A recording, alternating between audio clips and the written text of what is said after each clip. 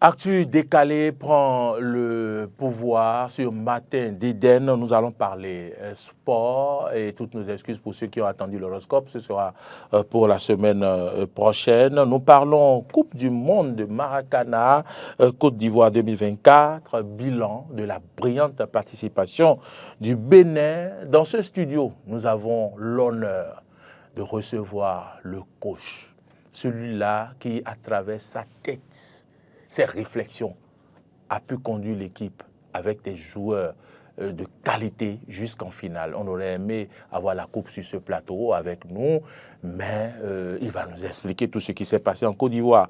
Et à tout sérieux, tout honneur, je ne suis pas seul sur ce plateau puisque nous avons un sportif maison. Je l'ai invité sur ce plateau pour qu'il prenne ses yeux comme de sportif pour regarder dedans, comme on le dit.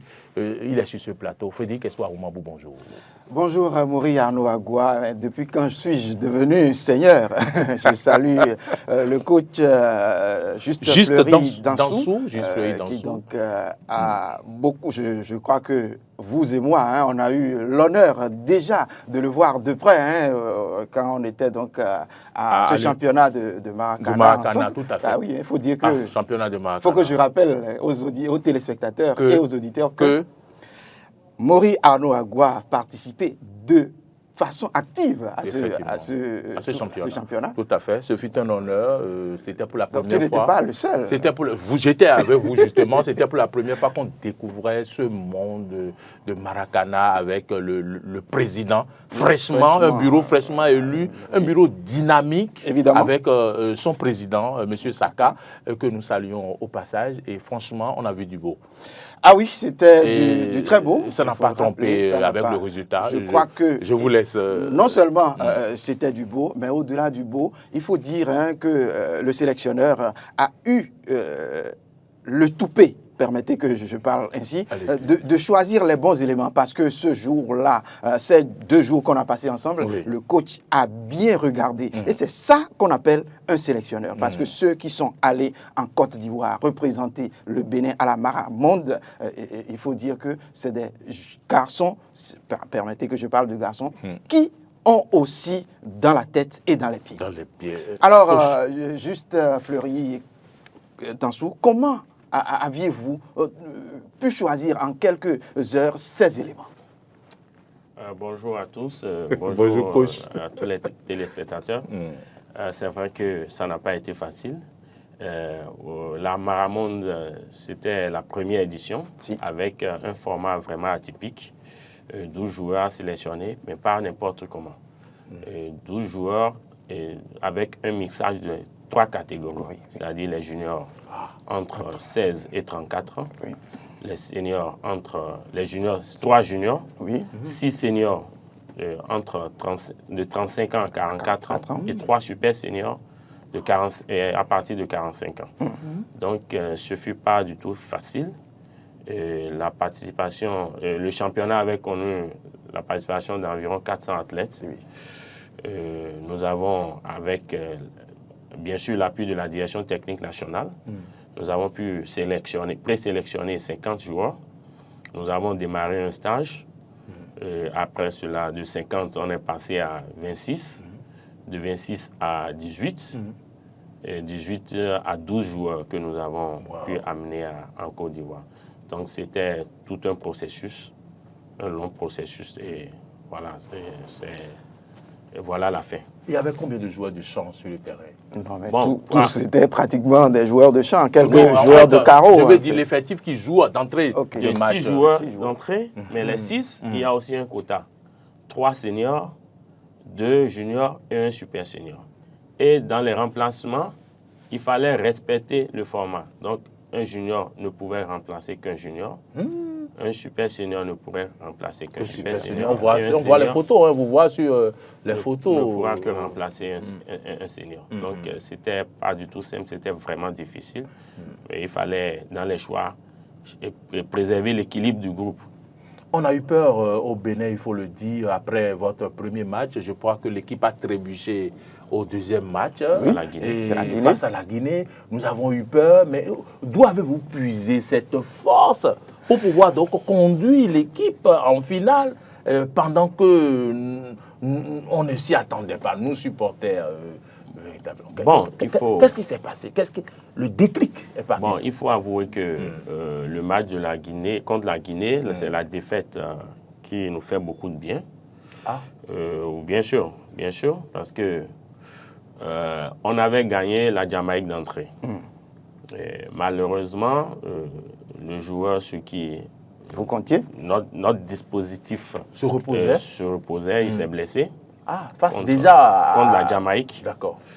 Donc c'était vraiment difficile. Issa Mazou Aboubakar, le numéro 10. Donc contre la Guinée. Un senior, un junior? C'était un senior. Un senior. Et vu le format, dans le jargon du Maracana, celui qui joue dans les buts, on l'appelle le caromètre. Mais avec les exigences du format, on ne pouvait pas aller à la compétition avec 2 caromètres seniors de métier. D'accord. Donc, on a privilégié déjà dans nos choix des joueurs polyvalents qui pouvaient jouer à d'autres postes et également au poste de caromètre pour dépanner. Alors, contre la Guinée, c'était un peu compliqué. On a mis quelqu'un, mais on n'a pas eu la réaction qu'on voulait. Parce que, en fait, pour faire un bon jeu au Maracana, il faut privilégier au poste de caromètre quelqu'un qui a une bonne qualité de revanche et de relance. Du coup, quand Baka se blesse, ça a vraiment déstabilisé notre bloc contre la Guinée. Du coup, parce qu'il avait de belles relances. Voilà, on a jeté tous les ballons. Oh là là. On n'a pas su jouer notre Maracana, on n'a pas su poser le ballon à terre comme on sait le faire. On a joué au rythme des Guinéens, donc du coup, on s'est fait battre. C'est ça. Mais quand on est rentré à l'hôtel, on a sonné tout de suite la remobilisation, la révolte. On s'est parlé, on s'est dit les choses en face. J'avoue qu'on n'a pas dormi toute la soirée. J'imagine. On s'est revus le lendemain. J'imagine. On a fait des réunions entre nous avec les joueurs. On a pris de nouvelles dispositions. On s'est dit également au niveau du... Oui, juste dans ce cas précis, vous, coach, à qui toute la défaite va reposer sur le dos, qu'est-ce que vous aviez eu de particulier à dire à ces Maracani? Justement, d'abord, moi, j'avais la foi, parce que je savais que notre problème, il n'était ni technique, ni physique. Vous l'aviez dit déjà avant de partir que le Bénin n'est pas des moindres pour ce qui concerne le Maracana en Afrique et que vous avez votre mot à dire. Justement. Donc, j'ai dit aux joueurs, écoutez les gars, c'était l'occasion pour chacun d'écrire son histoire. Parce que les gens ne croyaient plus en nous, parce qu'il fallait gagner la France avec un score d'au moins 3 buts d'écart. Oui. Parce que c'était la seule condition pour avoir notre destin en main. La France était qualifiée pratiquement avant ce match. Donc on s'est dit, les gars, on devait le faire pour la nation. Et il n'est pas question de reculer. On ne devait pas abandonner, on devait aller chercher cette qualif. On pouvait la chercher et rentrer après. Mais on devait le faire. Donc je pense que les joueurs étaient très réceptifs au message. Et vous avez vu à l'entame du match contre la France déjà, tout de suite, nous avons plié les matchs dans les toutes premières minutes. Wow. Et on avait un piège aussi, on commençait très fort nos matchs, mais on les finissait mal. Oui. Mais contre la France, on a essayé de gérer. On a géré de sorte à ce qu'on ne soit pas pris au même piège. Et à la fin, on a fini 8 buts. Alors, c'est vrai, on a vu cette rencontre contre la France qui, ma foi, a donné encore plein d'espoir à tout le peuple béninois, à tous les Maracaniers. Je salue Djibril au passage. Et juste le secrétaire général de la BAF, Abaf Bégamin, pour être plus précis, Abaf, mais bien évidemment, c'est comme ça, nous l'appelons. Avec qui j'ai joué d'ailleurs.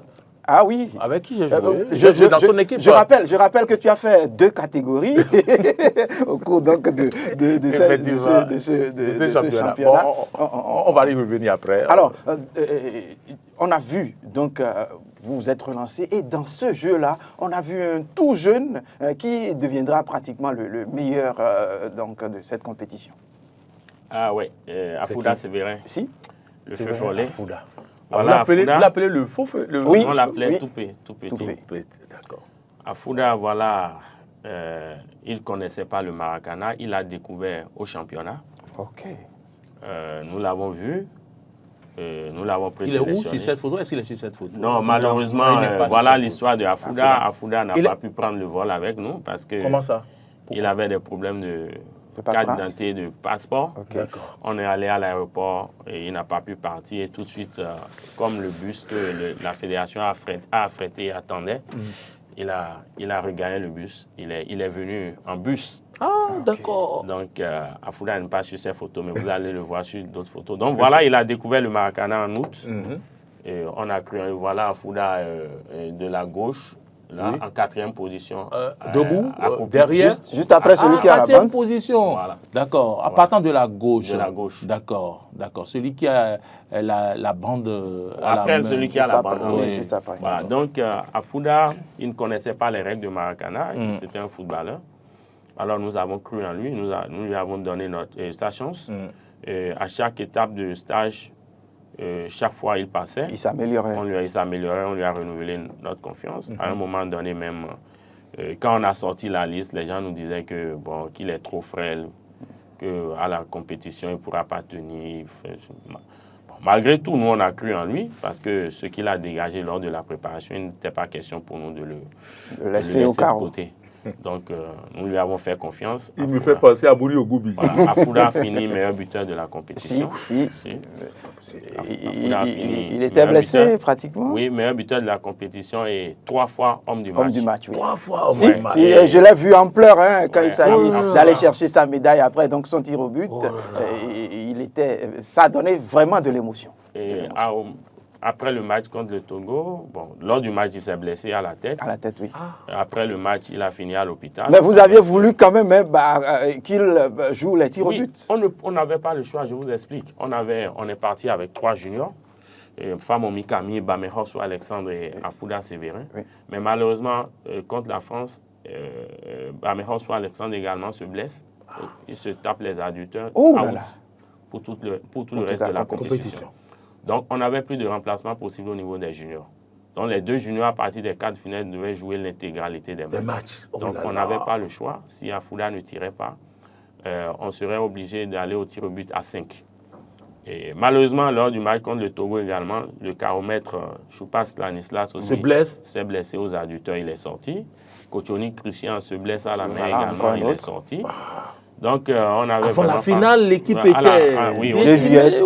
Voilà, nous avions eu beaucoup de difficultés, ça je l'avoue. Donc, mais on a fait avec les moyens de bord, on n'a pas communiqué dessus depuis. Sinon, depuis les cas de finale, vous auriez découragé, pas compris. Non, on ne voulait pas déstabiliser le groupe.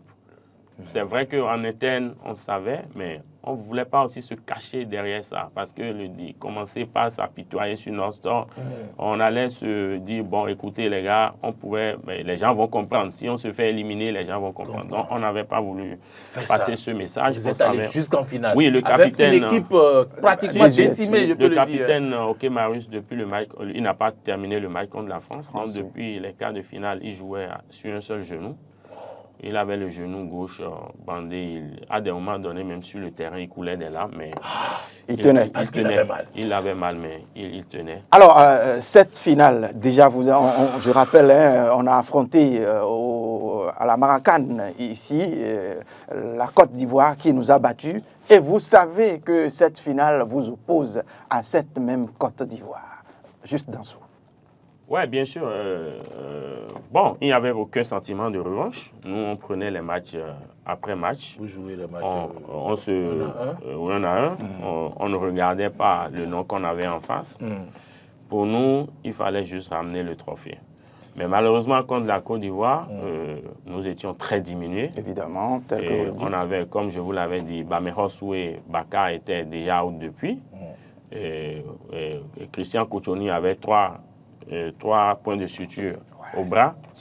Afouda, 2 points de suture à la tête. Je rappelle, Christian Kochoni, c'est un grand joueur. On l'a vu ici, avant qu'il ne parte en Europe, bien évidemment. Il a joué le foot. Le nom me dit quelque chose. Choupas Stanislas blessé aux adducteurs, le capitaine Okemarius sur un seul genou.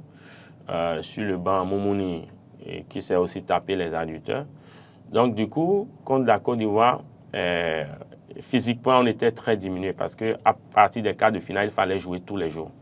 Donc, on n'avait presque aucune chance de récupérer les blessés parce que le temps de récupération était très court. Déjà, également, nous jouons un match de plus que la Côte d'Ivoire dans les poules. Oui. Les quarts de finale, on est allé en prolongation, demi-finale au tir au but. Donc, déjà, on avait presque 2 matchs, joué presque 2 matchs de plus que la Côte d'Ivoire. Donc, contre la Côte d'Ivoire, cette fraîcheur physique nous a beaucoup manqué. On n'a pas su répondre aux défis physiques imposés par les Ivoiriens. Ça aurait pu être l'hécatombe alors, 10-0 peut-être par exemple. Mais quand vous regardez un peu le tournoi, c'est à partir au 3e tiers-temps que le match commence réellement. Voilà, on pouvait sonner les révoltes. Mais nous n'avons pas eu cette fraîcheur physique nécessaire pour chercher cette condition physique de plus pour pouvoir faire renverser le match. Sinon, je suis sûr que si on avait joué avec toutes les armes, aux armes égales. Aux armes égales avec la Côte d'Ivoire, peut-être que le score n'aurait pas été le même. Je ne veux pas être mauvais perdant, mais on comprend. Je pense quand même que vous avez fait une démonstration. On pouvait faire mieux. Coach, aujourd'hui, quels sont vos motifs de satisfaction? Bon, déjà, ce n'était pas évident. Hein. On a eu moins d'1 mois de préparation parce que vous avez suivi le championnat. Nous avions participé au championnat. Et on a eu 4 ans de crise. Il n'y a pas eu d'activité, à part les clubs qui tournaient. Maintenant, après le championnat, il fallait parer au plus pressé et mettre sur pied une équipe compétitive, technique, qui puisse quand même représenter valablement le Bénin à la Maramonde, parce que c'était la toute première édition. Donc le challenge n'était pas simple. C'est vrai que on peut être satisfait du bilan du moment où nous avons pu quand même hisser le Maracana béninois presque sur le toit du monde. Beaucoup ne connaissaient pas la discipline. On n'était pas conscient de ce qui se passait. C'est au fur et à mesure, lors de la compétition, quand on voyait les messages des gens depuis le pays, la mobilisation des gens, nous envoyaient des messages de félicitations. Et là, nous avons compris que c'était vraiment sérieux. Donc, nous avons quand même ce motif de ça. On a été satisfait d'avoir fait découvrir le Maracana à tout le peuple béninois. Sur le plan technique, je pense quand même que nous avons fait, quand même, les choix que nous avons faits n'étaient pas forcément mauvais. Et un peu de regret parce que quand vous ne ramenez pas le trophée, c'est clair que quelque chose a manqué. Donc, un peu, c'est qui ça? C'est quel joueur ça? Afouda. Oui, c'est Afouda ça. C'était lors de la remise de médaille de meilleur. Il était blessé. C'est après le match contre le Togo? Non, je crois que là, c'est contre... oui, c'est en finale. C'est en finale. Je vois déjà, la médaille de meilleur buteur. Il n'a pas reçu de coupe. Voilà, il n'a pas reçu de trophée. Voilà, là, c'est contre le Togo. C'est contre le Togo, oui. Ça, c'est après le match contre le Togo. Pourquoi il pleure? Non, on a vécu toutes les émotions. C'est vrai, oui. Contre le Togo, on est revenu au score 2 fois. Le Togo a mené une première fois. On a égalisé. Deuxième fois, le Togo. On vient à 2-2. Oui. Au tir au but, le Togo marque son premier tir. Le Bénin renvoie à côté. C'est pas possible. Et donc, on est vraiment passé par toutes les émotions. Et je crois que c'est lui qui est venu finir. Hein, oui, le troisième tir. Le troisième tir, il fallait qu'il marque. Pour qu'on continue. S'il ratait, c'était fini. C'était fini. Et il a marqué, le Togolais a raté. Il n'a pas tremblé. Donc, on est allé au 4e tir, le Togolais a raté. Et voilà. Vous avez marqué. Il faut rappeler aux téléspectateurs que le tir au but dont on parle, ce n'est pas avec un gardien, c'est depuis le centre. On tire dans un poteau de hand. Et la balle doit rebondir une fois dans la, comment on appelle, la zone de 6 mètres avant de rentrer dans le filet. Et il faut dire, j'ai vu un journaliste a voulu interviewer Afouda, mais il coulait les larmes et il a fait. J'ai dit, oh là là. Alors, coach, quelles sont les perspectives? Avant d'arriver aux perspectives, le temps avance. Quelle a été, j'ai vu la motivation du président, de tout le comité et tout. À qui on fait un clin d'œil. Bien évidemment. Quel a été l'accompagnement du ministère, par exemple? C'est vrai que j'aurais dû poser cette question au président. Je pense que c'est le comité exécutif de la fédération qui va mieux répondre à cette question. Mais ce que je sais déjà, on a pris le vol.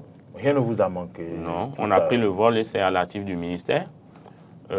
Également là-bas, on avait chaque fois les messages d'encouragement et de félicitations du ministre.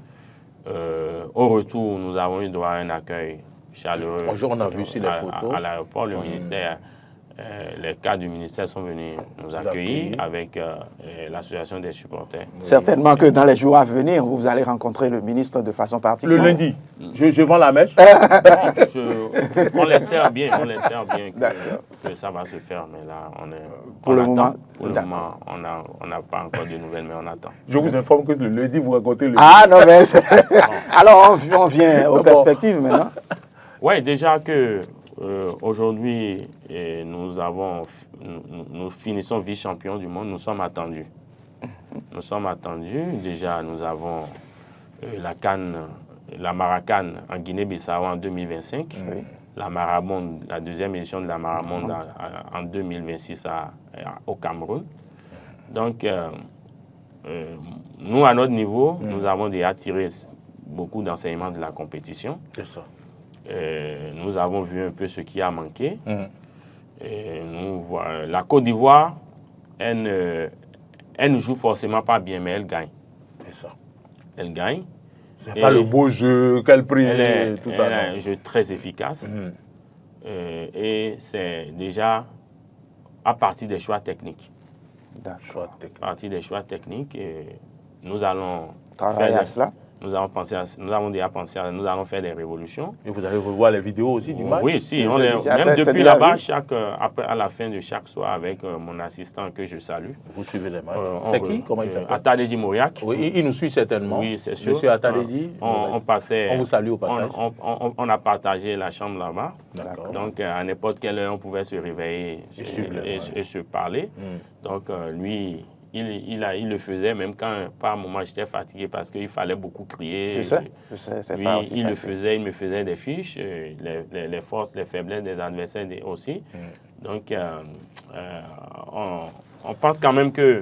Dans une minute, on est parti. OK, il n'y a pas de souci. On va également aussi faire des regroupements périodiques, comme ça se fait au niveau des équipes nationales de football.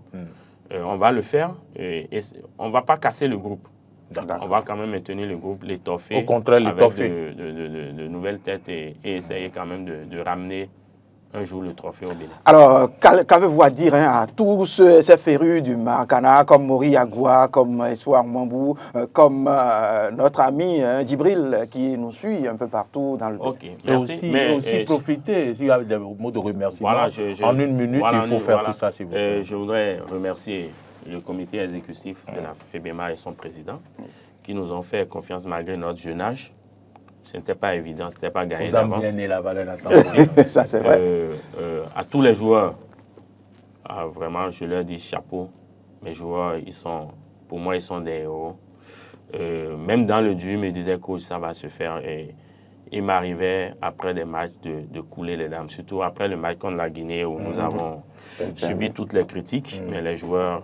Ils ont formé bloc derrière moi. Quand c'est dû, seul le dû avance. Oui, ils m'ont dit, écoutez, coach, il n'y a pas de souci, on met ensemble, nous sommes dans la même barque, mais la barque ne va pas charger.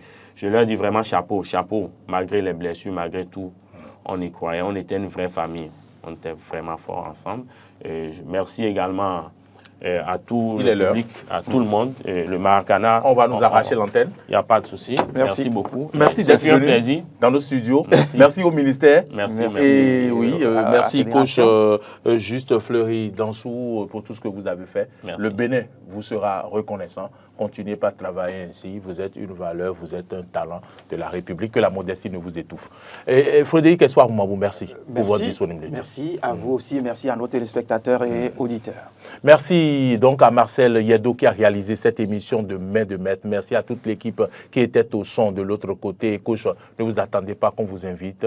Venez quand vous le pouvez. Merci et vraiment pour nous informer, pour informer les Béninois.